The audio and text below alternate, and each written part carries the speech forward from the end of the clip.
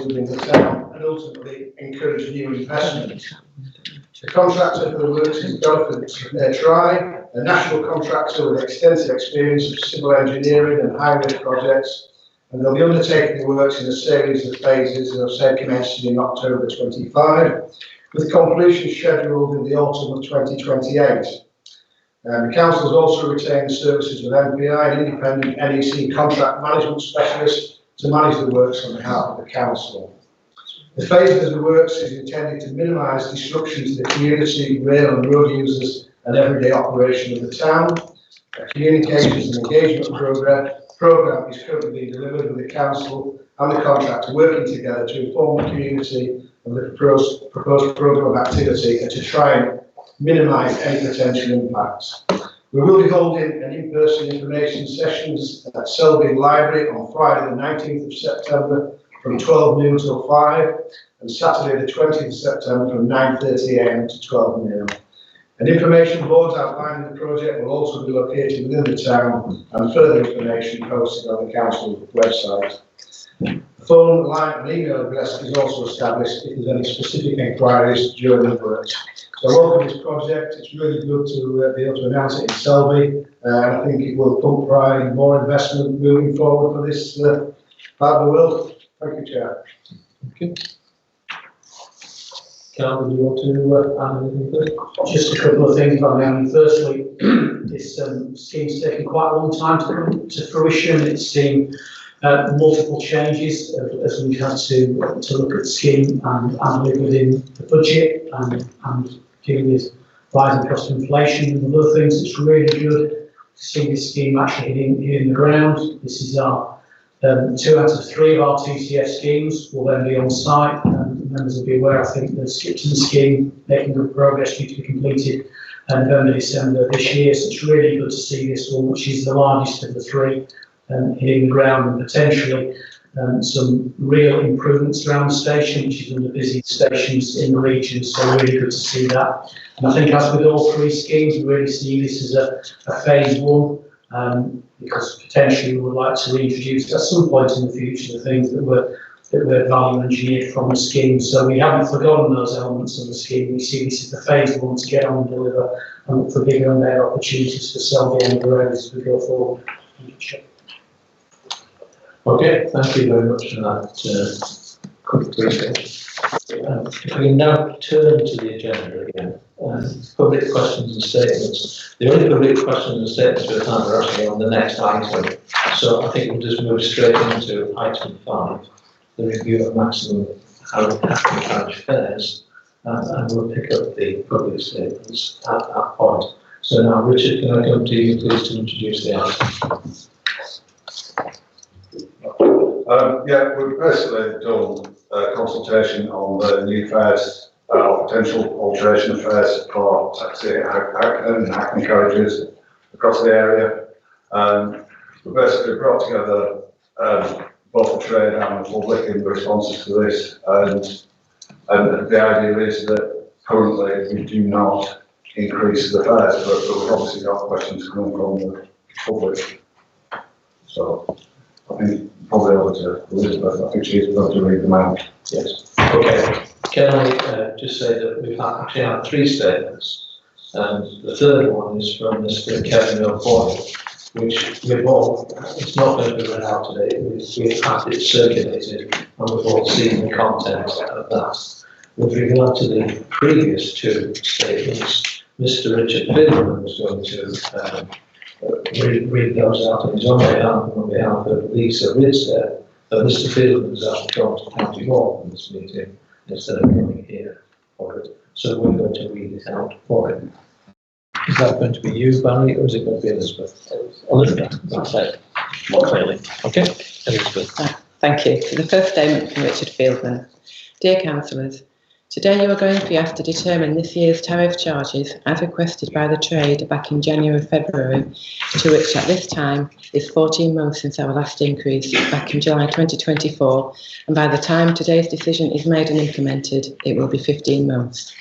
For more years than I can remember now, the Trade and the Licensing Department have relied on a fare formula used by Transport for London to determine any increase that the London taxis are awarded annually. It is totally independent and impartial, with all figures taken into account of the increase in cost of living, fuel prices, insurance prices, the cost of new and used vehicles, as well as the increase in maintenance charges, i.e. garage labour and parts costs, and kicks out a percentage increase needed to keep the trade in a profitable situation. This formula, however, does not take into account the wage needed for the driver. I asked Mr Bentley to run this formula last February to give the trade an idea of where we needed to be in requesting a tariff increase. It produced a figure of 8%, so therefore, as I was constructing an increase request, I aimed my target at 5%, feeling that this was both fair for the trade and public alike. You have before you the results of a consultation that was conducted by the Licensing Department, asking members of the public how they felt about taxi charges in the area. Well, guess what? No surprise that they think they are too high, and in true human nature, if each and every one of us is asked what we think about the costs of any of the services or products we use, with a view to the possibility of the price increasing, we are going to say we think they are already too expensive. So the outcome of that survey is somewhat inevitable.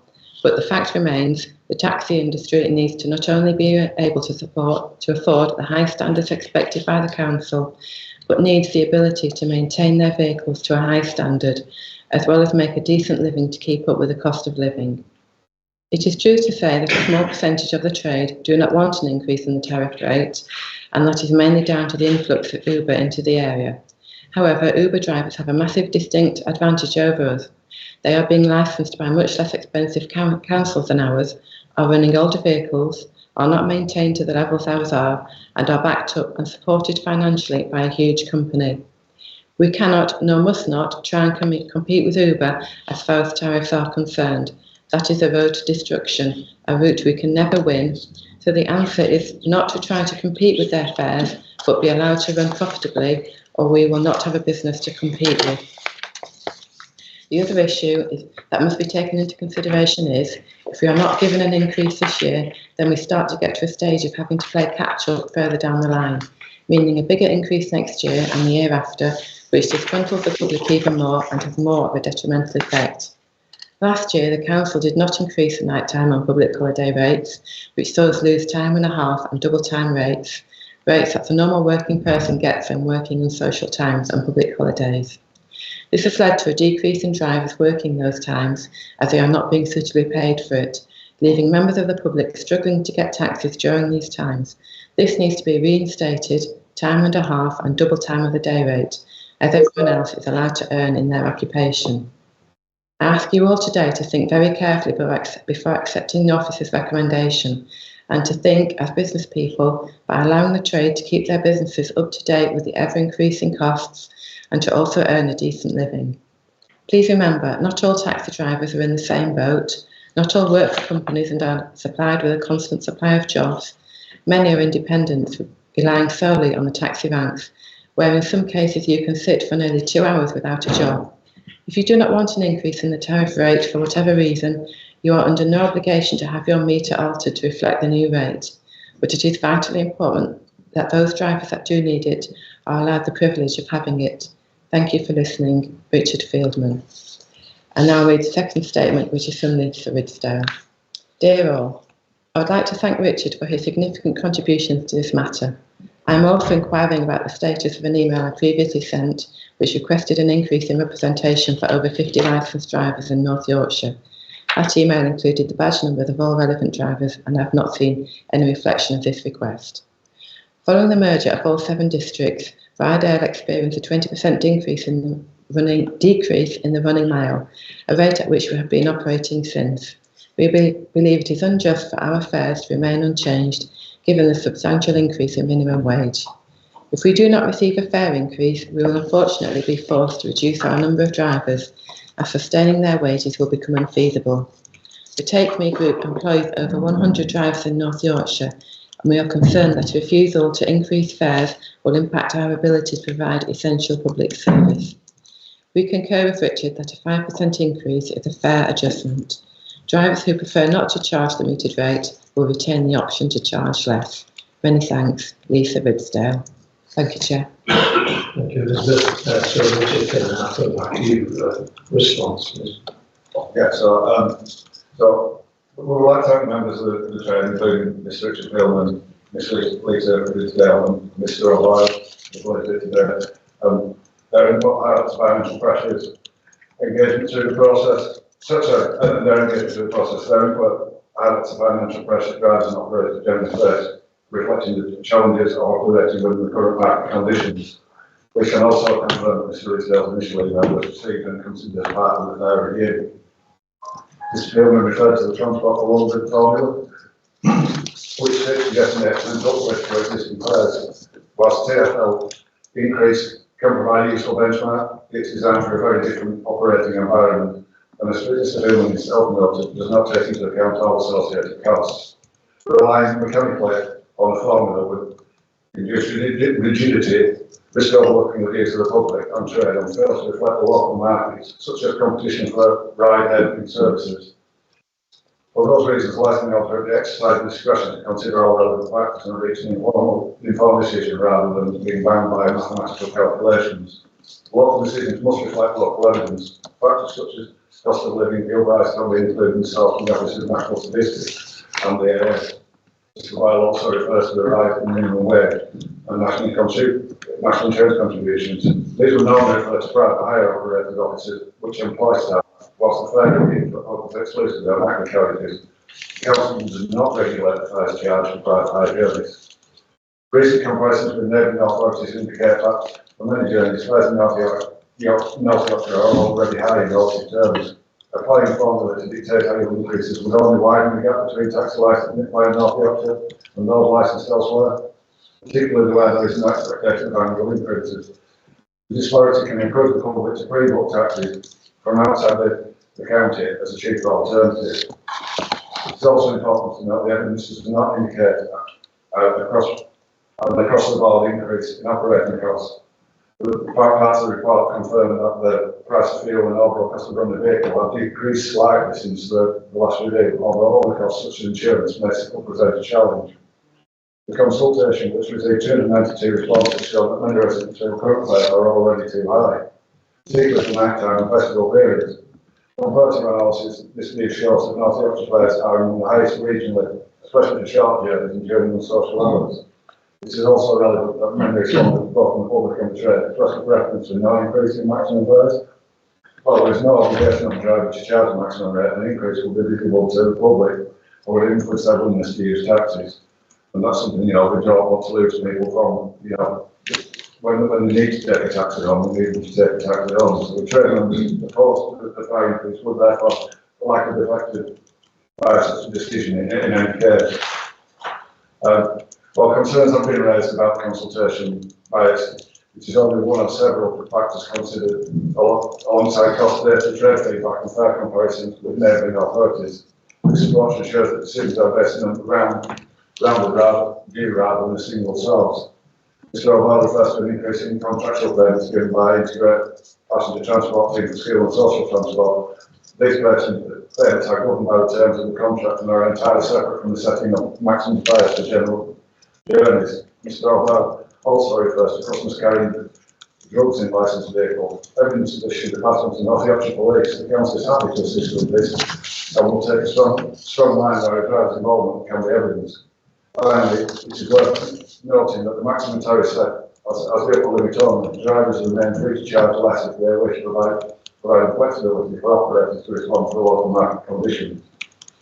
We are grateful for the constructive input from the trade and can confirm that all views have carefully been considered as part of this agreement.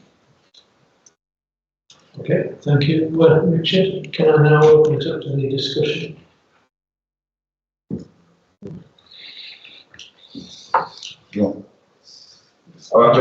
There's two recommendations as part of the report. I recommend 14.1 and 14.2, but I will move 14.1. I do think taxi fares generally are high across North Yorkshire. I do have many people commenting on the level, and especially when you look at some of the other operators operating on the internet platforms, your Ubers and the like.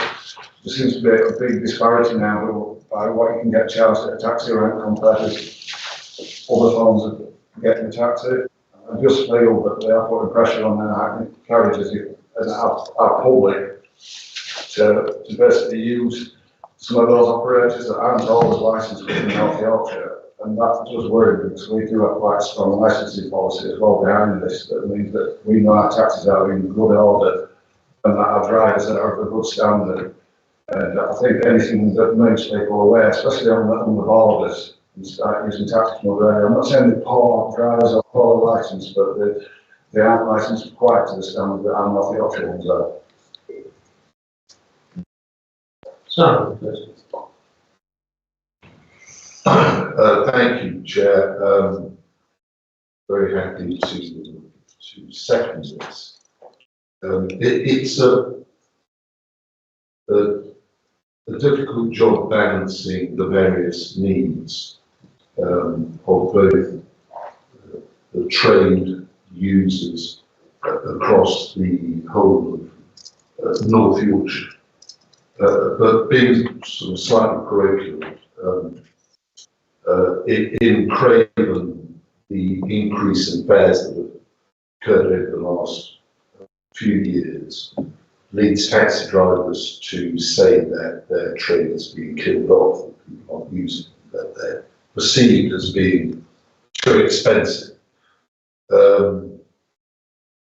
It is very, very important for North Yorkshire to keep a vibrant taxi trade. As Councillor Foster has said, and we can't really bang the drum about this enough. North Yorkshire residents can rest assured that through our licensing policies and standards, we ensure that our taxis are safe for our residents to travel. And we can say that about taxis that we license. We cannot say that about taxis that we don't license because we have no control. So I do urge the public to use Hackney carriages licensed by this authority with the safeguards that we have in place to make sure that the safety of the travelling public is at the foremost of our minds. Michael. Yes, reading the report and also the public statements in Harrogate based, I can attest to the gulfing difference in prices between what the member of the public in Harrogate is paying for Hackney already compared to the non-Hackney journeys. And I do think the comments made in response to the consultation from drivers in areas like that would worry if we put up the maximum fare are valid, because people know already that you're going to pay, in some cases, double on Hackney compared to a different type of licensed driver. So we have to balance it, and so I'm going to support the recommendation. Thank you, Michael. Anybody else want to come in? No, if not, Richard, can I turn to you for the recommendation, please? So just to move recommendation 14.1 that for this current year, no change of events to come Hackney carriage table maximum fares. Can we have a short answer for that? Those in favour? That is unanimous. Okay. Thank you. Can we now turn to the next item, item 6? But just before I ask Richard to introduce it, can I just welcome Councillor Barastos to the meeting in person, and Councillors Duncan and Jefferson who have now joined us online. So, Richard, please explain to the auditors. Yeah, this is basically just a bit of rubber stamping exercise to get our the ability to use FPM is basically across the county from the various things. I think it's going to be a useful tool for our staff and our enforcement to be able to do. It's not the be all and end all. If we get a serious case of flight tipping, we can still go straight to the court process. But sometimes I feel that that is going to be an onerous process because it's across the council and building a case and everything else. The idea of being able to issue a fixed penalty notice and hopefully get some payment back in order to clear up the mess that's been made, I think it's a really useful tool for us. So some holding members are quite happy with where we're going with this. Okay, open for any discussion. That's anybody indicating. Oh, sorry, Helen, there's. Thank you, Leader. I welcome this, as I find that enforcement is sometimes the Cinderella of North Yorkshire, and I hope that this means that we will be able to take more effective action. I was very happy to help gather evidence for a fly tipping prosecution. I'm not a terribly intelligent person, unfortunately, had left their name and address in the actual things they were tipping. So I know it can be done, and I'd just like some reassurance that the funds that we managed to accrue due to a more forcible enforcement policy will actually ensure that we continue to provide a good service for that. Richard, can I come back to you? I'm guessing this comes down to me to respond, maybe ought to go to Gareth really as finance, but yeah, I think we do need to invest in this service and make sure that where incidents of fly tipping are, or whichever one of the offences are looking at it, are noted that we enforce for the full power of the council. Like some of these things are really annoying, they're really annoying me, you know, when you do drive down the road and you see a chair or a table sat at the side of the road, it's particularly annoying, isn't it? And if we can bring those people to justice, either through the fixed penalty notice process or through the council, I think they'll be doing that. Okay, can I bring Carl, please? Just a couple of points really on the back of what's raised. I mean, the first is that we've obviously, as part of forming the new council, we've done a review of all our regulatory teams, brought them all together, and we are looking at being able to, a wider group of staff be able to use FPNs, and currently is on the basis now, so to make the most of the resource that we've got on the ground. I think very much a zero tolerance approach from us, so we have, as part of this report, sought to harmonise to the highest penalty that we previously had across the districts, or the maximum fee in those cases.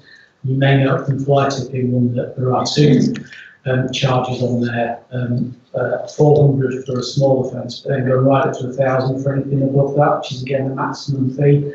We would look as well that if we do take someone through to the court for prosecution, we would wish to do a name and shame approach on people that carry out these type of offences and ruining the fantastic environment we've got in the county. So we will want to do as much as we possibly can, zero tolerance, and try and reduce this blight on our environment. Thank you, Carl. Yeah.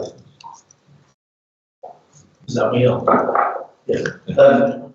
Since my name was mentioned and there was money involved, so was a better comment. I very much hope that with this policy and any enforcement action we take, we see a reduction in fixed penalty notices issue because it's then working. I can't honestly say that the level of fixed penalty notices will help us resolve the financial issues that we face. That would be misleading to say the least. But I will take the opportunity again to remind members and members of the public the very severe financial outlook that this and many other local authorities will face. And I won't go into detail now, it will be inappropriate, neither will I go into detailing policy. That's most definitely Councillor Foster's back. But generally speaking, we have to be strong in enforcement with the hope that the level of income, if you like, that we take from fixed penalty notices as a result of that strong enforcement falls. Okay, anybody else want to come in? Richard, can I turn to you for the recommendations? And I'm advised that you could move them all on block. I'll move all the recommendations on block, but yeah. Okay, in that case, can I have a show of hands, please?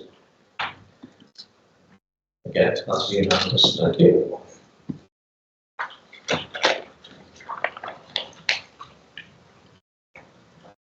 Richard, I'm coming to you again for the report on the crustacean debts working group. But just before you introduce it, can I just say thank you to Councillor Baston and Councillor Chance for taking part in this activity, and also Hugh Clear here, who was the officer who gave us advice and support. So, Richard, over to you, please. Yeah, it was obviously a significant event to this. It's probably the wrong person coming from where I do to be really taking up this report, but I did go to the scrutiny committee on the 11th where this report was discussed by members. July 11th. And I think, you know, the severity of the economic impact, you know, this wasn't any government funding for this, you know, to really help support recovery. And they were the advice, you know, were made by the committee and those members that really been working on the ground. But this is the final report. This is where they've got to from the working group, and I use that as well, Chair, so thank you for that. I think the Scrutiny Committee was more than apt to accept the report as it stands, but it is probably, in a way, even though this committee's finished its ongoing piece of work and no solutions have been found, so it's a case of we'll keep looking, we'll keep working, but at the same time, it's the actual group itself has finished, and this is the report, but no actual definitive reason was ever found as to why this happened.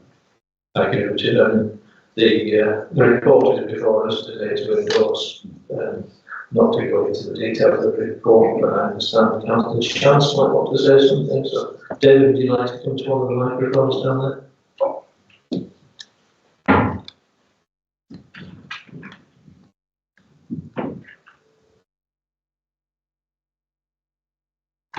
Check, I'm not sure how this one works.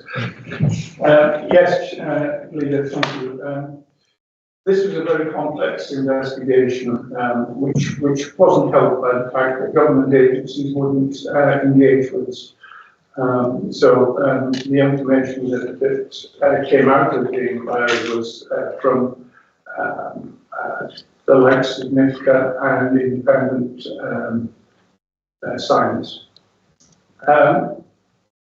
At the time, there was a government inquiry, government committee set up. They really reached no conclusions at all, as you'll see from the report. But the outcome is not good. I received an email today just to inform me that every pup in the Teesside group this year has died. And there's a further investigation going on there. So it's extremely worrying, and the recommendations are before you. They've been through the overview scrutiny committee. I fully support all those recommendations, particularly recommendations about the complexity of government agencies responsible for the marine environment, which, if you look at the chart, is mind-blowing, quite honestly, and needs to be sorted out. There is an ongoing watch on what's happening in the Tees, and NIFCA are watching, and I get reports of that as I'm Vice Chair of NIFCA as well. But it really is something that I think we need to keep a watchful eye on. And when the independent reports come out from the scientists, which are currently, I believe, being peer reviewed, then I support these recommendation that they get a look at them when they come out, so that they can revisit the things. And the report itself, it's worrying. I know Hugh Clearhill is on. Carl, if you want to get his view. Thank you, David. You're guided by the portfolio program on that, but I think the decision for us today is to endorse the report or not. So, anybody got anything else to say around the table? Michael, please. I say the report is very detailed, and we're aware of the complexity around this whole story, whilst it's clear that there was never any definitive conclusion as to why, but the impact on the fishing community was significant, and there was no doubt about that. And I always reflected throughout this how disappointing it was, the response in terms of trying to support the economic impact of this, notwithstanding that in effect the report never got to the bottom of why it happened, but the impact on people's lives was clear. Thank you, Michael. Anybody else? If not, I'll go to Councillor Aslam, as indicated. Thank you, Chair. I hope the sound is clear. It's a little difficult at this end. I welcome the report, and it is very thorough. It is very worrying, as has been reported. The one thing I would like to ask is if you look at section 3.31, number 9, and I just wonder whether number 9 on there, which is the fact that the current working group is being disbanded, whether that should actually sort of be a priority. So on although your recommendations are to accept the report, I just wonder whether as an executive you might consider emphasising item 9 in the 3.31. Thank you, Chair. I don't think I managed to follow the numbers there, Paul, but we would look at that in due course if there's any further work is needed as to whether we would continue to participate in this work. So anybody else want to say anything? If not, Richard, would you move the recommendation, please? Yeah, I just made the recommendation that we endorse the report. Okay, and all in favour of that? Yeah, thank you. Can we then move on, please, to the next item? Richard, you can have a rest now. You're going to sign and for the rough sleeping strategy. So sign, please. Yes, thank you, Leader. I'm really pleased to be presenting this report to the executive. Concerning this, it does a very, very important strategy for this council, which, in my humble opinion, also highlights some of the really excellent work being done by our housing teams, particularly Kim Bradshaw and her team, in connecting with various other agencies across the council, different strands, and with partners outside of the council. And I think, to me, this strategy is a really holistic approach to the problems of homelessness and rough sleep. Now, the executive know, because this has come before us on more than one occasion, that although North Yorkshire's track record on homelessness is very good, we have, I think, something like a sixth of the national average of people in temporary accommodation. It costs North Yorkshire ratepayers considerably less per capita than it costs most ratepayers across the country to address these issues, and we have good feedback from government agencies about the way in which we deliver these services. But to have it set out here as very, very clear objectives, to have ways of working with different partners both across the council and outside the council, and metrics by which we will hold ourselves to account in a very clear, concise document with targets plainly set out, I think is a real credit to our put upon housing team, and particularly, as I say, Kim, her team. And if anybody thinks they just do a job, can I say that it is far more than doing a job, it's a vocation, and they do it extremely well. The other thing that I think is really worth noting, I know you've all read these papers, and I'm not going to drag you through the detail of it, but if I just perhaps touch on the themes and how we think the best way to approach both the issue of homelessness and rough sleeping is. So, increasing suitable accommodation. So one of the problems is the lack of suitable accommodation in the future, the unaffordability of housing, withdrawal of various private landlords and so on from the from the housing rental market.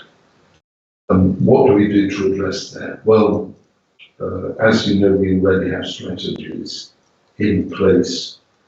We are building new social housing as a local authority. We have raised a second homes council tax premium, controversial in some quarters, but unlike other local authorities, we aren't using this money to simply plug our general fund. It is all being spent on housing and housing strategies, and that means bridging affordability gaps for both housing associations, other registered providers, and community-led housing to provide more social rented and affordable rented housing across Norwich. Improving support services, that is very much working with Michael's team in public health, with children and young people, to see that the pathways for their support and supported housing are there. Again, it's not just warm words. This is a tranche of money taken from the second homes council tax premium that is directed entirely into this. It's one of the more substantial areas that we are supporting financially. And then reducing rough sleeping. Members will know that both the strategy itself, but the commitment through the second homes council tax premium to providing, first of all, supported housing for those with complex needs, secondly, a place of change in Scarborough, cost of £4 million, that will be specifically designed for those rough sleepers, long-term rough sleepers, who have perhaps not the secret of the complex support they require to provide that, so that they are not repeatedly coming back as rough sleepers. And then, of course, the primary thing of trying to prevent homelessness in the first place, that's early engagement with tenants, people who are at risk of losing their tenancy or their homes and their private owners. So Peter, I'm really delighted that the housing team have put this together. They've worked across Norwich with our various partners, that they've worked with other agencies within the council, but also that this council stood up for those threatened with homelessness, those requiring temporary accommodation, and those requiring support, and all our residents, by raising money that will be spent on these things. It's very easy to have strategies that are nice and shiny and glossy and tick the right boxes and say, well, we're going to do this and this is on ours. It's another thing to fund. And this council has put money behind this strategy. And I'm delighted to put it forward. We will hold ourselves to account. We expect it to deliver. The pressures are there, the pressures will only increase, but this gives us the best chance of meeting them. So I'd like to thank Nick, Andrew, Kim, and all the team for their work on this. And I'm very happy to move the adoption of this strategy. Thank you, Simon. That opens up the discussion now. So, Gareth, you first, please. Yeah, thank you. I'm very proud, actually, to be sat here today to support the strategy and what Simon's said. I think it highlights two things for me. Firstly, one of the benefits, and I know some would argue there was disbenefits of new procurement, but it gives us the opportunity to work cross-directorate and deliver in a more efficient collegiate manner. And so that's local government speak for saying LGR was the right thing to do. But it also highlights the fundamentals of our political mission, if you like, our policy mission of this authority. It was difficult to get second notice premium through. It's been bloody difficult, quite frankly, to come up with some sort of sensible budget over the last 3-4 years. And it will become even more difficult over the next 12 months or 2 years. But I just urge members, who I mentioned the authority, to remember that it's for things like this that we're taking them tough decisions. It's for the unearned. It's for those that haven't got a voice. And I passionately believe in that. It's not about left wing, right wing, or, not raising a few flags or manhandling people back into offices to make political statements.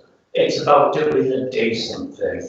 And this is an example of what's driven us. And as long as I'm here, well, presently, body will continue to drive us. Thank you, Gareth. Heather, you're next. Thank you, Leader. I might not be able to say the same amount of passion as Gareth, but I share the same thoughts about this. We're showing the compassionate side of the council and the effect that every decision makes on the most vulnerable people's lives. I've had a long history of working with homelessness in Scarborough, and I'm very pleased to see the continued confidence in being able to deliver over in Scarborough. As the private rented sector becomes even more hostile for people who are actually trying to provide homes for people due to proposed government changes, then I think it's very important that we as a council are able to stand up and say, no, we are going to provide what we need to for our most vulnerable again. So I think it's great. More power to your elbow over there, Simon, and your officers who I know work assiduously on this and have done for a long time, and we need to just make sure we deliver as soon as we can, because it will make a massive difference to, especially over the coast. So thank you. Okay, Michael, you want to?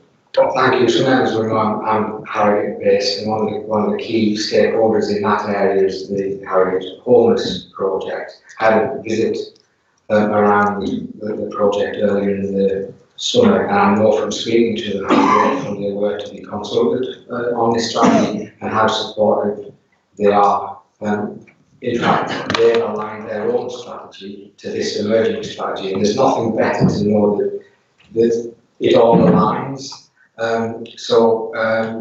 Particularly happy to support it, and I look forward to seeing those relationships continue. In fact, I'll give a plug here that Harrogate Homeless Project are very welcome to have people host visits for people. If you want to have a look, if you're just in Harrogate for an hour and you want to see how one of these schemes works and see the passion and the dedication from the team, then you're more than welcome. Because at the end of the day, both they and ourselves, we want the strategy to succeed, and I want to get the best possible outcome for us. So, we absolutely align. Thank you, Michael. Anybody else around the table? Richard? You was and Michael and Louise sat there and know that, housing is one of the biggest issues when it comes to health and people's health. So any pound you can spend in housing is generally a pound spent better than it will be with police, ambulance, care, whatever it is. So I really do think this is a positive move for us to have this now in place, so we can move forward and make sure people aren't sat in the street and causing other issues with, get them in, but as well as that, people with bed hopping and, the mental anguish and not having your own property is huge as well. So I'm really pleased we've got this here. Just to remind us all that the decision today is to send it to full council, so we're getting council to adopt it, not just us. Yeah. Anybody else around the table before I go to the screen? Okay, Councillor Haslam, please. Thank you, Chair. I very much welcome this piece of initiative. I just wanted to say that one of the key issues will be delivery on this, and I welcome section 10, in particular talking about KPIs, but I just wonder if there's a couple of KPIs that really are important for this. One is that we ensure we always have the capability and the capacity to deliver this. And one area that I am concerned about is we've got a major refurbishment program to get our housing stock up to standard. So is there going to be a measurement of how long voids, effectively when the property's empty, between one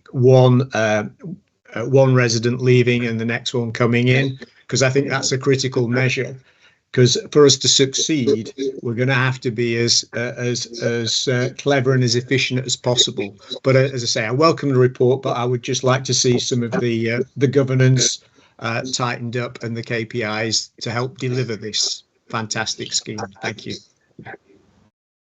Simon, do you want to respond? Yeah, I know it should pass, but you worked so hard, I thought I'd give you a break. Yes, Councillor Haslam, that is already reported as part of the quarterly outcomes. It's actually set out now in a very full annex to the quarterly reports. So we have a very keen eye to our forward turnaround. As you say, it's very important. It's a hot issue. We sometimes get criticised for the length of time that some of the work takes.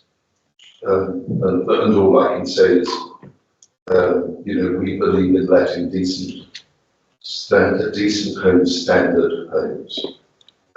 And some of our stock is not anywhere near that standard. We will not re-let it until it's housing that we know is safe and decent for people to live in.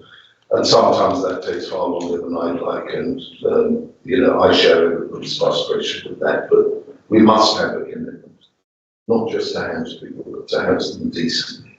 I'm afraid some of the stock we inherited,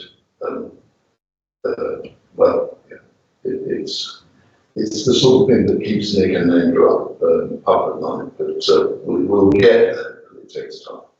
And as you know, Paul, there's our current programme called retrofitting, which is a fabric first approach. So it's, we don't just retrofit and leave it damp and horrible. We do the whole thing. With £38 million, nearly £40 million going in this way, that's 2,700 council homes being upgraded to decent home standard and with energy efficient measures put in place so that our residents are warm and they can afford to be warm. So that's ongoing. But that's perhaps aside from this strategy that we're announcing today. But I welcome your support on it, Paul. Thank you. Thank you, Simon. Anybody else want to come in? If not, Simon, please move the recommendation to recommend this to council. Yes, I'm sure. Thank you. Okay, thank you. Put your hands, please. Thank you. Let's move on then to the next item, Bryony Homes Independent Review, the funding update. Gareth, can I come to you to introduce it? I'll just be very brief. I think I'll just turn to Gary actually, to discuss it to the reporting request and perhaps comment on it. Chair, if I can just do a bit of an introduction, I'm going to ask Carl to run through the independent report. But to start off with, there's two parts to this report. The first part is an independent report that was undertaken into Bryony Homes. And I just want to be clear that was done on behalf of the shareholder, so the council did that, so it is an independent report that was commissioned. And I'll then pick up the loan and the financial aspects after that. But Carl, as the Director of Bryony Homes, is best placed to just give an overview of that independent report, and I'll come back if I can with the finances. Thank you. Carl. Thank you, Chair. So we commissioned a chap called Tony Dodds to carry out an independent review of the company. Tony's very experienced in the housing sector for 30 years and actually set up two local authority owned trading companies himself. So was well placed really to give us an independent external view on the company. So the report sets out the areas that were covered, which are under 4.5.2, but in essence, how is the company operating? Have we got the right structures? What's its financial position look like? And what options do we have going forward in terms of the company, how it operates?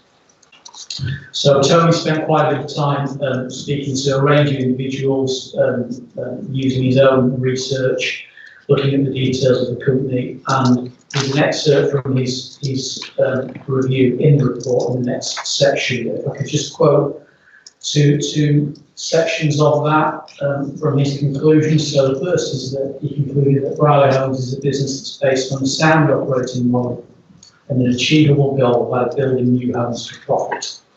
It has diversified and adapted, now building a high proportion of affordable homes and delivering construction in different ways. And the last bit I was going to highlight from his report was that the company has a positive impact on the county in addition to its core aim of generating shareholder value. These benefits are varied and tangible, and Brierley Homes can continue to provide a valuable contribution to the economy and environment of the area.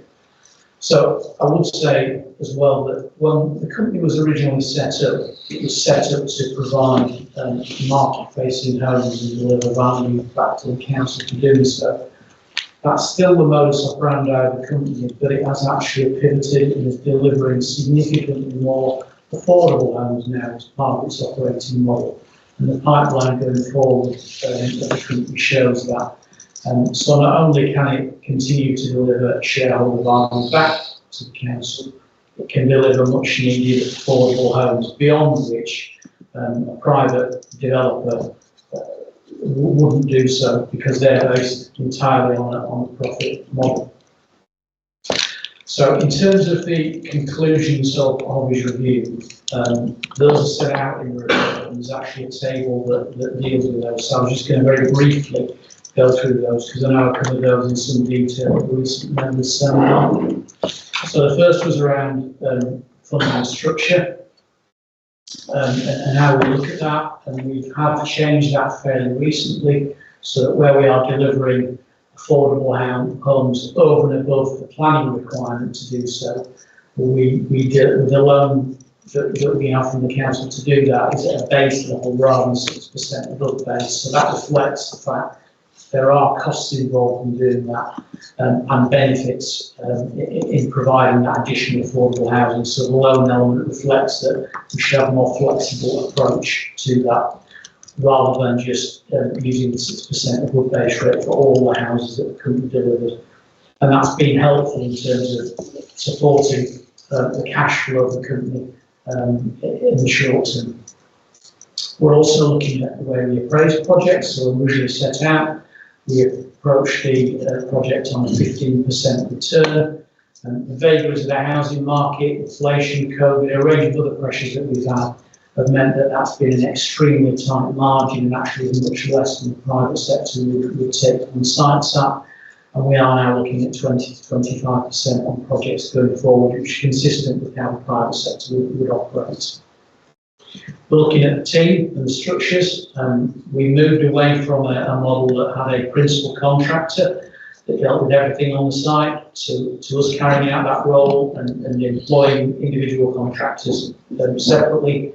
That effectively was to help with profit, because we don't then pay a principal contractor their profit element.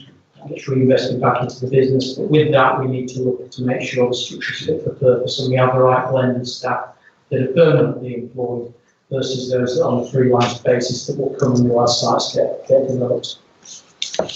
We've updated the sales strategy to reflect the fact that there is a changing market, and we are looking at incentives, again, in the same way that the private developers do around stamp duty and furnishings and other things, to try and make sure that we're competitive in the market.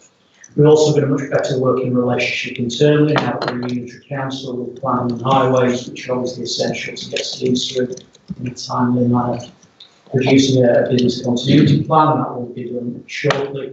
And we are looking more broadly around the shareholder value options. So at the moment, we currently look at that as the loan margin and the SLAs that we have with council services. But there is a broader social value as well that we want to capture to demonstrate really the true value of the company and make sure we're being fair and reasonable in demonstrating that. As with all companies, we look at overhead and admin costs and the SLA we have in our own council departments to make sure that we're receiving good value for money and maximising shareholder value, and got much tighter in the way that we look at our accounts and cash flow and balance, and we regularly report that, and we have regular internal discussions to make sure that we get a current and accurate picture that we can make decisions on how we take sites and move things going forward. We've also got much better in terms of the level and detail of information that we have that we report back to the board. So I think in conclusion, it's a very useful exercise to go through, very positive conclusions, and a very sensible recommendations that came out of the review, all of which we are progressing, and clearly the company will continue to evolve and meet what our county's changing needs, particularly in relation to delivery of much needed additional affordable housing going forward.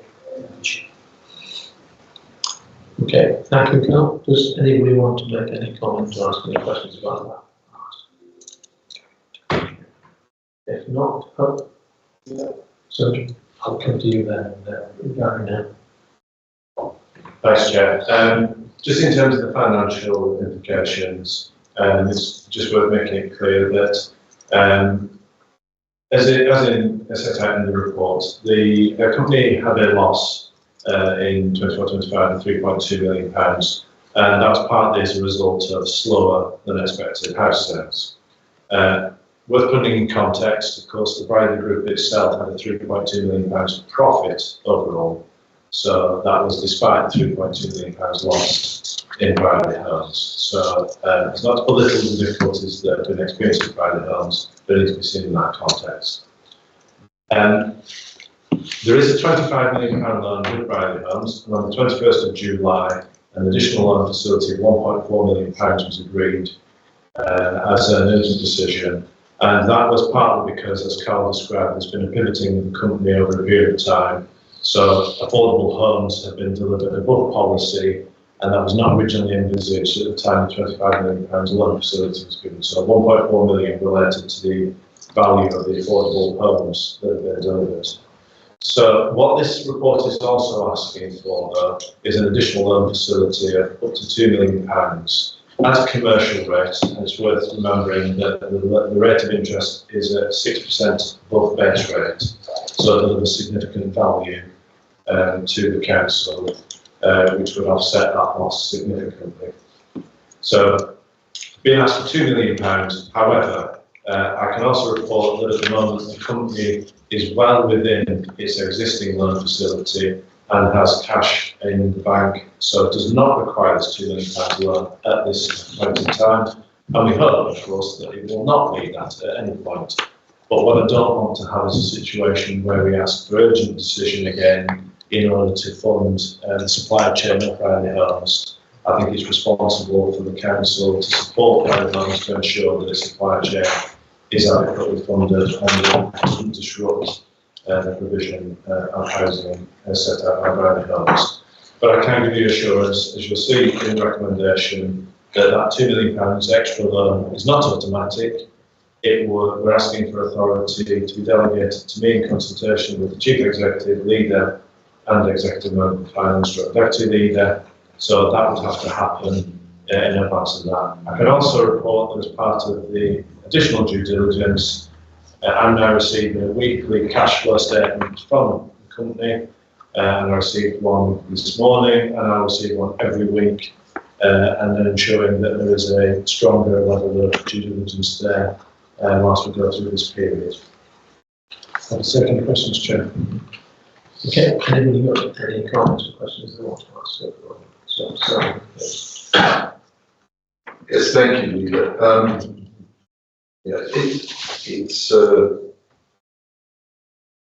It's very interesting if you compare our approach to Briley Homes with how developers in the commercial sector view their year-on-year profits and losses, and we do it in a different way. And we probably get a lot of shareholder value and so on out of this company that doesn't necessarily hit profit and loss line. So I think it's right that we take a long-term view and make facilities available. And I welcome the increased oversight of the company and the different strategies that are being put in place to make sure it's a tighter ship. I think we should be conscious of the fact that, of course, my delight in Brierley Homes is they're developing affordable homes, because we're now the strategic housing authority. When you set up Brierley Homes, you weren't the strategic housing authority. So we have a different approach and a different response to it. And that puts a certain amount of strain on what would otherwise be a purely commercial enterprise. And I think we have to bottom that out and see how it sits with us really, and what the best thing we can use this vehicle for is. So I think we shouldn't be surprised if it's had slightly more pressure on it than would otherwise be the case, because we have now a role that we didn't formerly have. I think Councillor Aston indicated. I think you would before him, but I'm happy to go after him because I suspect the no is in the circle. Right. Okay, Councillor Haslam, please. Thank you, Gareth. Thank you very much. First of all, I'm very supportive of the council having its own building company. However, I am very concerned about the situation this company now finds it in. This report is very good in that it said there's three options: do nothing or do something. Of the do something, the two options to me are we're either in it to win it or we're going to stagger along. My big concern is that we're going to stagger along. I don't believe that an additional 2 million, I haven't got the figures, so I can't see this, but I don't think that the 2 million additional facility will be sufficient, and I am concerned that this is going to be a drag on the company performance. One of the things in, I think it was 4.6, where there were recommendations and it mentioned accounts, I thought it was very negligent that it didn't mention monitoring of cash flow with suitable sensitivity analysis. In other words, what would go wrong or what possibly could go wrong. I am delighted that Gary is now getting a rate of weekly cash flow, but unless it's got the appropriate sensitivity analysis with it, it's not really going to tell him a lot. So, as I say, I'm supportive of the company, but I am very concerned that this isn't enough money and that really this needs to perhaps go back to the drawing board before we move forward. But that's my concern. Thank you. So, Gareth, did you want to respond to that? Well, I'll make a comment. I'm sure Paul will get from it some sort of response.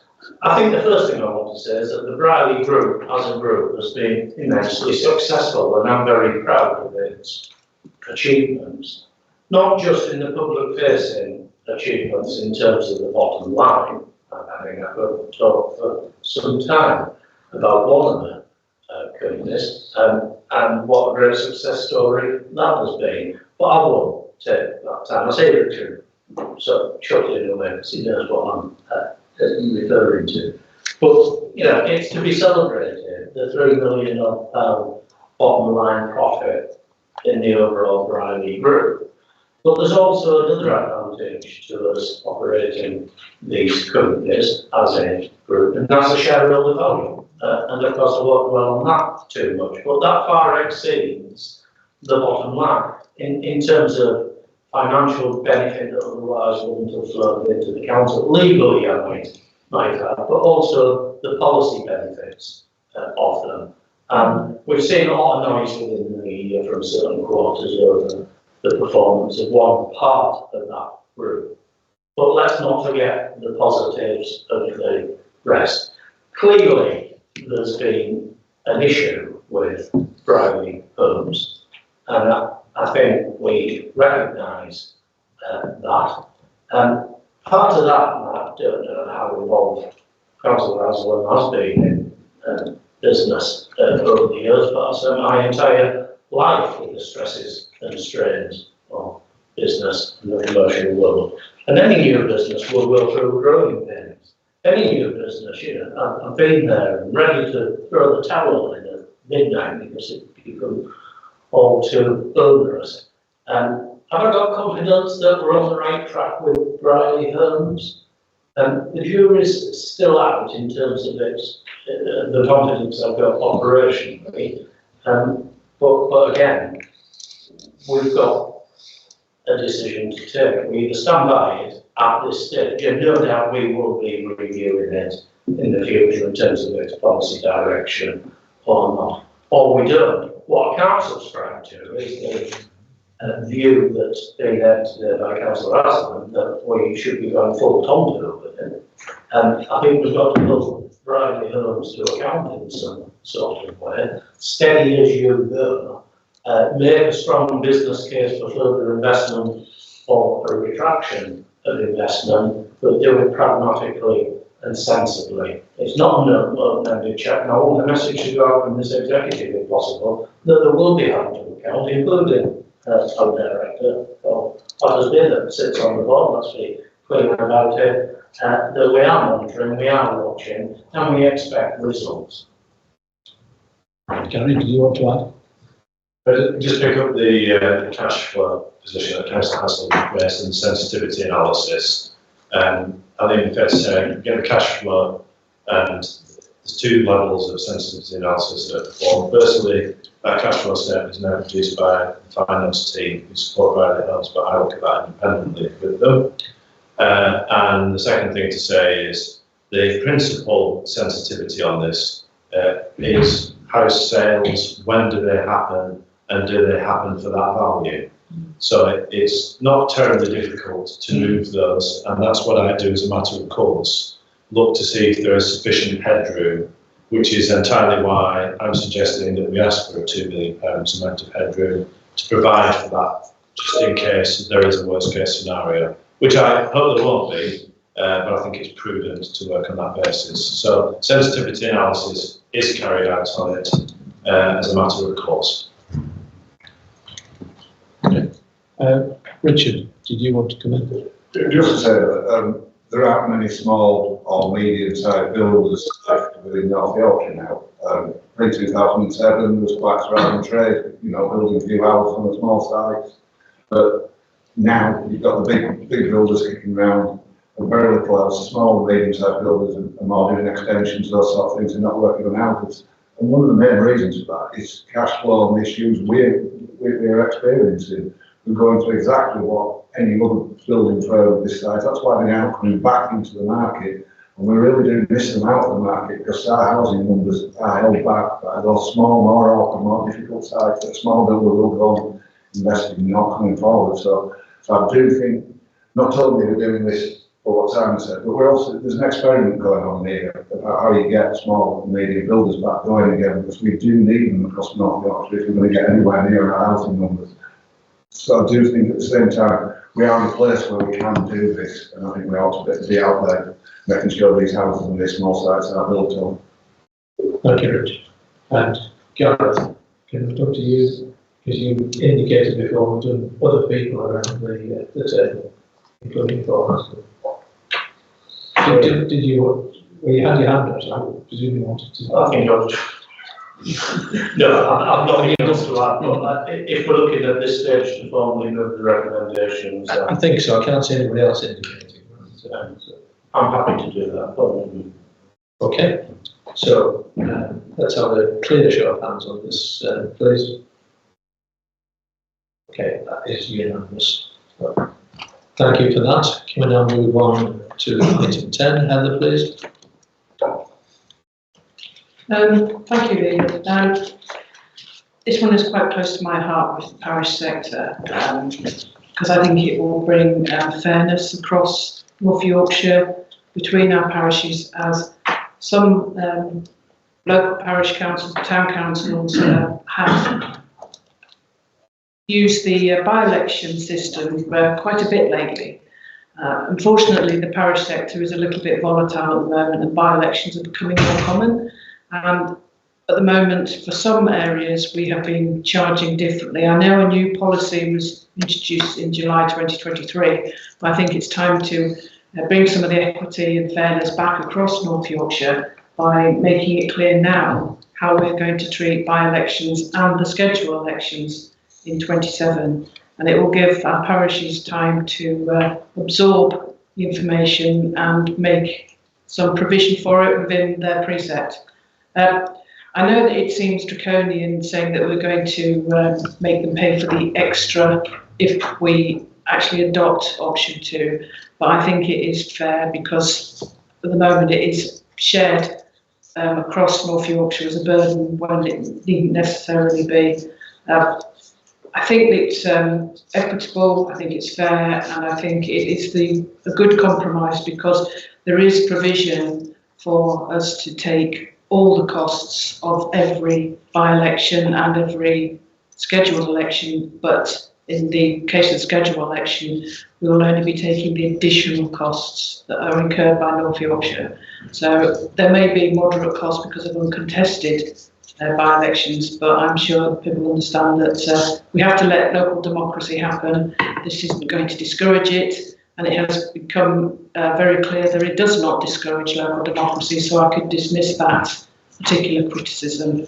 But having had 4 options to go for, I think option 2 is the fairest in that it will allow people to plan and give some certainty for the next scheduled elections.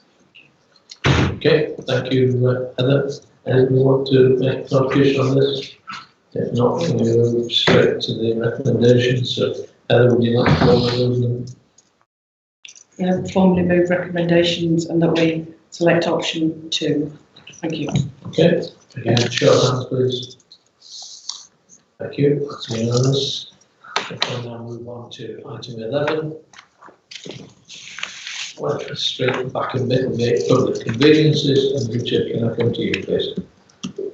Yeah, the recommendation probably that's written here is change slightly. So, back in Middlegate, Selby is going to remain closed, and we'll walk it off because there's work to do on it. If we're going to close it, we're just throwing good money at the back. So, we're leaving that short.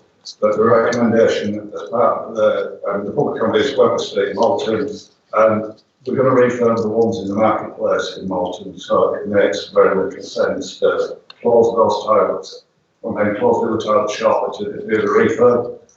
And at the same time, there is going to be a scrutiny committee looking at our public toilet estate across the patch. So it makes sense that all our toilets come under that review, and the set principles that they come. So any decision further than that, any of our toilets, we're going to leave until after that review.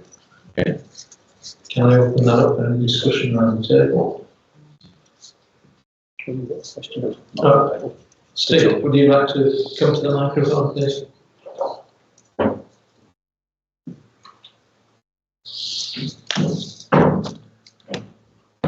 I didn't bother commenting on the railway that's 5 years late, but could I ask the executive member for toilets where we're supposed to go for the public toilets in Selby when you close this one? What is alternative provision? Could I ask you where you're going to go to the toilet? Where is this alternative provision? It's all the alternative provision. It's in the report, isn't it? The alternative provision is a tree or the bus station which is closed after 5 and it's closed during the day. You have to go to the cafe to ask for the key. There is no other alternative provision apart from supermarkets which have started closing the toilets. And if you take this away, there is no alternative provision without going to York, which is a long way to keep the lights planted. told 7 minutes walk away by the officers, so. Where is it?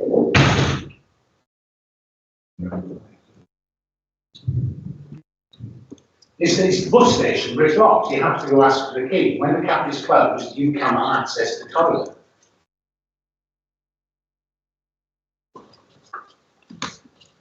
I was reliably told, so I will have to look at this one.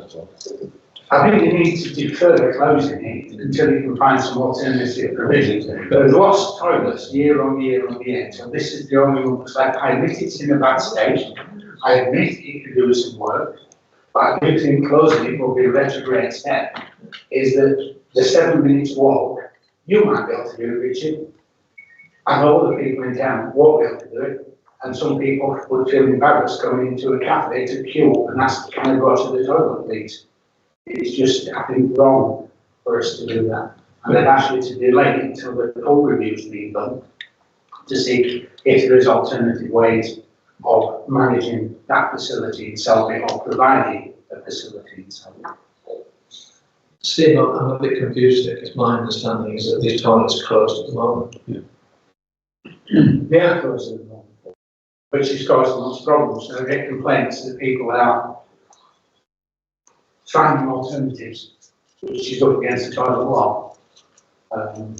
We're getting complaints with sort of residents facing people having problems. We've got problems with Sainsbury's closing their toilets. We've got problems in town with Morrison's occasionally closing them because people are going in to use them more and more rather than using them as a shop, and there simply isn't another facility that's publicly available. I think we can't take that away as much as the decision this morning was about not reopening a set of toilets that have some problems with them. So we can take that away and have a look at it. But can we now move on then to the Manchester Street toilets? And we around the table want to make any contributions before I bring Councillor Duncan. Councillor Duncan. Thank you, Leader, for the opportunity to speak. The audio is quite poor on the live stream, so I couldn't exactly hear what Councillor Foster said, although it sounds encouraging if I understood it correctly. I just wanted to ensure that there was clarity that there isn't a decision being taken today to either close the toilets immediately or to earmark these toilets for closure. I obviously have had discussion with yourself and I have circulated a series of questions to officers relating to the decision that's being listed today, and I do feel it will be beneficial. While I welcome what Councillor Foster has said, I do think it would be beneficial in the interest of transparency just to elaborate on some of the points and of concern that I've got. The proposal that is being put forward today, not only is that against the will of the local North Yorkshire councillors, the town council and 2,600 people who signed my petition, I am also concerned it's against the principles of fair, proper and democratic decision making, and I just wanted to elaborate on those points. The first one is that in reference to the toilets, the leader has stated publicly in the press that we won't know if there will be any changes until we are presented with the findings from the review. Yet the decision that's been recommended today is that you make a decision now on these toilets in advance of that review being made available. Second point I wanted to raise was that there was a letter that was sent by the leader to Councillor Lindsay Bear on August the 6th, and that stated... Hey, can I just stop you a minute? Councillor Myers, you're indicating you want to come in. Yes, thank you. Of course, I always welcome Steve to the local members. I know Councillor Duncan has been very keen on this issue. But he is now speaking to something that isn't the proposal. So I'm not quite sure what the point of this is. The proposal has been made by Councillor Foster. It is not to close Wentworth Street toilets or to earmark them for closure. So we perhaps don't need to hear an argument about why we shouldn't do what we're not intending to do. Okay, much as I love being here. Thank you. So, King, would you like to revisit the remarks that you're making to us to focus on what is before us today? Okay, well, if it helps the executive, I will continue saying what I was saying as reasons to support the recommendation that Councillor Foster is making. So that helps the executive, very happy to do it in that way. So the point that I was trying to make, and I do think, Leader, with the greatest respect, it's right for elected councillors to be able to comment when proposals have been put forward without forewarning and consultation. So the point I was trying to make is that there was a letter that was sent by yourself to Councillor Lindsay Burr on August the 6th, and it stated in that letter that the closure would only happen after the renovation of those toilets. Obviously, the proposal that was listed today was that those toilets would be closed immediately, despite the renovation not being started. And it does make me wonder how we could have a report before us that is in a direct contradiction of the stated position of the Leader. I also wanted to raise the point around the distance between facilities. The justification that was put forward was that these facilities are only... I just concentrate on the decision before us today, which is as proposed by Councillor Foster. All of these other points you can make in another place at another time, but let's just concentrate on the decision that we're going to make today. Would it be helpful, Charlie, put a set of words so we know what we're talking about?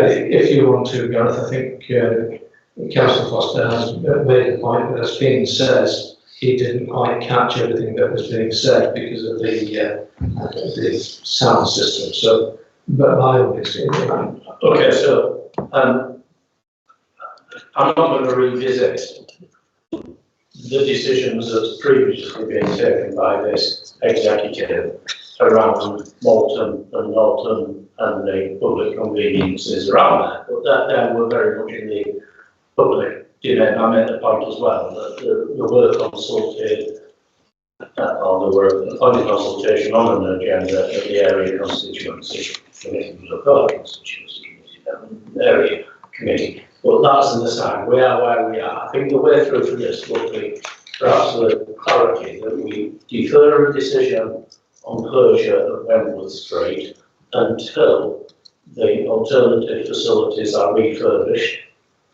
and we have due regard to the review of public conveniences that's impending by the scrutiny committee that will deal with the principles of public conveniences. Leader, sorry, can I just please come back in saying that I've never been aware of any time when any member of this council of any party is trying to speak on an item that's being listed for discussion where there's been an attempt to silence them and stop them speaking. The proposal that's just been put forward abruptly in the middle of what I was trying to say by Councillor Dadd is something that I do not support, and I want to explain why I cannot support it. That is different to what I think Councillor Foster had said, because that sounds like we are earmarking these toilets for closure, and that's why I want to elaborate on the points that I'm trying to make around why these facilities should be treated fairly alongside all 91 other sets of toilets across North Yorkshire. And I do think it's right and proper for any member who wishes to speak to be able to speak and say what they like. Whether it's relevant or irrelevant, they should be able to say it. And I would like, please, Leader, with your permission, to continue elaborating on the points and explain to the executive my point of view. As long as you focus on the matter that is before us this morning, Keane. I'm focusing on the report that has been listed on the agenda, and I'm focusing now on what Councillor Dadd has put forward as a proposal, and I would like to explain why I cannot support that. So returning to my point with your permission, if I can. That report as amended. So the point I was trying to make is that in the letter to Councillor Burr, it stated that, sorry, I've completely lost where I am now due to these interruptions. So I think I was on the third point. The justification that was put forward is that these facilities are a 4-minute walk from the marketplace toilets. There has been a draft policy paper that's been circulated that talks about closures of facilities that are within a 7-minute walk of another. That policy has not been adopted by the council. Yet it does appear to have been put forward as the reason for the justification for the closure now or in the future of these facilities. That does preempt a policy that hasn't been considered, never mind agreed by elected councillors. The fourth point that I wanted to raise, and this is a point of fairness, is that Malton is not the only town in North Yorkshire with multiple sets of toilets. There are toilets in many other towns that are similarly close or closer, but are not being proposed for closure right now or earmarked for closure after renovation. That's the case even where money is being invested in improvements, including in nearby Pickering. The fifth point I wanted to raise is that Wentworth Street are well used. It's classed as medium usage by the council, and there are 28 facilities that are classed as low usage, lower than Wentworth Street, yet are not being proposed for closure right now, either immediately or, as has been proposed by Councillor Dadd, being earmarked for closure once improvements have been made. The sixth point that I wanted to raise is that unlike the toilets in Selby that are for discussion today, there is no history of vandalism in Wentworth Street, which does make the proposed closure, I feel, more difficult to justify. That includes whether that's immediate or in the future. And the question that I wanted to put forward to the executive today, and that I've tried to seek an answer to from executive members and from officers, is just why has a well-used, well-maintained facility with no history of problems been targeted for closure when there are others with lower usage, in poorer condition, where there are other facilities located just as closely by, are not being targeted outside of the review, either for a closure that's immediate or earmarked for closure as has been proposed. There is no justification and there's no imperative to close these facilities, and it seems to me that Malton is being singled out. The other concerns that I have and that I would like to be properly considered before any further proposal is brought forward to close these facilities is around consultation. There has been no consultation and there's been no fair advanced warning to the public. The report that is before you today, in the Equalities Impact Assessment, it does find that there will be adverse potential impacts on older, disabled and pregnant people. It does recommend consultation, but only after the facilities were going to be closed. And I would be interested to hear the proposal from Councillor Dadd or others as to exactly when consultation might take place if these facilities are being earmarked for closure. The eighth point I wanted to raise is that the previous report that was discussed in June when you decided to vote to close those facilities then found that there will be no impact on those groups. Yet the assessment today, quote, concludes that things will be made worse for people with protected characteristics. And I am concerned as to how the council could come to such contradictory conclusions in such a short space of time. And I think the council does need to demonstrate to the public that they are able to take the steps required to avoid unlawful discrimination and to manage equalities impacts. I am concerned that the council may not be in a good position to do that, given just 3 months ago it actually failed to identify that there would be equalities impacts arising from any closure. The ninth point I want to make, and this is a point of accuracy with the report that is before executive members today, and that is that it states that Malton Town Council, quote, were supportive of the closure. That is a misleading statement because they were supportive, yes, but the Town Council reversed its position. It voted unanimously on July the 30th to encourage North Yorkshire Council to keep Wentworth Street toilets open. And I do wonder why that change has not been clearly reflected in the report. And the 10th and final point I want to raise, and I'm keen to get an answer on here, and I have tried my best outside of the meeting to do that. There has been conflicting statements about the origins of this report. I have been informed that the portfolio holder is, quote, concerned about the proposal before the committee today, which did lead me to ask just how this report could make it onto the agenda. The Assistant Director stated that there was, in fact, a, quote, steer from the executive for these toilets to be scheduled for closure and for that closure to be immediate. Yet I've been told in my conversations with the leader that he can recall no direction being given for the closure of the toilets that's been scheduled today. So it appears that nobody, the leader, portfolio holder, assistant director, is prepared to stand by this proposal. And I do think there is a troubling lack of clarity and accountability, which certainly undermines my confidence in the decision-making process and raises, in my view, serious questions about governance. So my request is that no decision is taken today whether to close the toilets immediately or whether to earmark them for closure. This is, in my view, hasty, ill thought out. It contradicts the public statements by the democratically elected leader. It preempts the review. It relies on arbitrary justifications, and it raises serious equalities concerns that must be addressed. So if the proposal from Councillor Dadd is that there is not going to be a decision taken today to close these toilets or to earmark them for closure in the future, I'm very happy to support it. But there are now a multitude of reasons which I was keen to elaborate upon as to why this closure should not happen. And I'm very keen that Malton is treated fairly in line with all other 91 locations where public toilets are across North Yorkshire. It will be wrong to make that decision outside of the review and wrong to preempt its conclusions. Thank you, Leader, for the opportunity at last to finally speak and to elaborate on those points. And I would appreciate an answer to the questions that I've raised on email and at the meeting today. Thank you. Thank you for your contribution there, Keane. I think there's a clear misunderstanding about some words here. So, Gareth, can I just come to you to say, will you please confirm that you have not used the word earmark or the intention to earmark these toilets for closure? I think, and it was certainly my intention, and we could go back and clarify it, but, you know, quite frankly, I'll be careful what position is.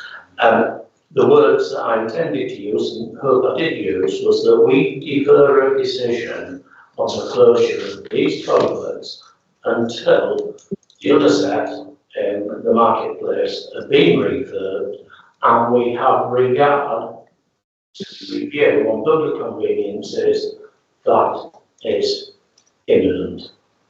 The words might have changed over the last sentence or two, but I feel as though I've got what I said initially. So because I say 5 minutes at a time, because I haven't said they have to earmark the closure, I've said we defer a decision on them until the others are refurbed and we have regard to the review that's taking place. I don't think we can be any clearer or fairer than that. I want to come back on one point though, Carol. I think the general thrust of what Councillor Duncan has said is, why have these toilets been earmarked for closure? Because an opportunity arose by Malton Town Council to take on the other set, and it seems to me the indication was that they were accepting at that point. Now they have changed their mind for whatever reason, and we all have our views on what prompted them to change their mind. It could be done with something to do with the local campaign. And, you know, fair dues.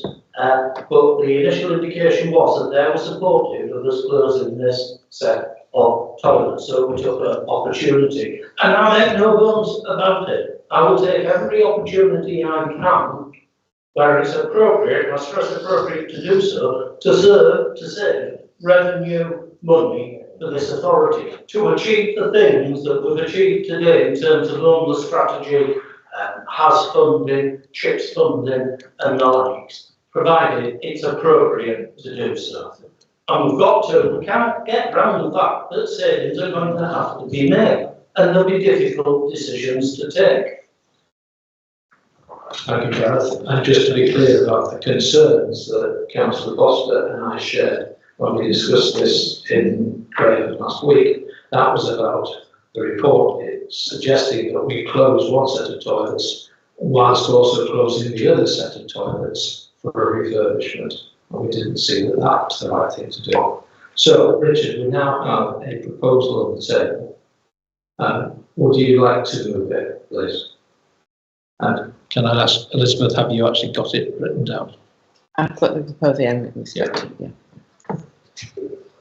Yeah, I believe I will move the proposal. That's right. Okay, in which case I'm going to take a formal vote on this. All those in favour? Right, okay, thank you. And let's now move on to the last item, which is the forward plan. Heather, anything on the forward plan we need to note? People may believe that the 7th of October meeting is particularly sparse, but I think it is quite timely to pop it in there after we've had ONS have a look at that particular subject, which is a particularly important one. The 21st of October is a different kettle of fish. It's a very busy meeting and has quite a wide-ranging number of portfolios involved, but the usual plea for when we next go on our travels, if we could try and make sure that we're able to address local issues at that time. Thank you. Okay, thank you. And actually, before I left the last item, I should just have said that the questions that Councillor Duncan raised will be answered in writing. Okay, so I think that brings us to the end of this meeting. So thank you for your attendance this morning and your contributions. That close the meeting.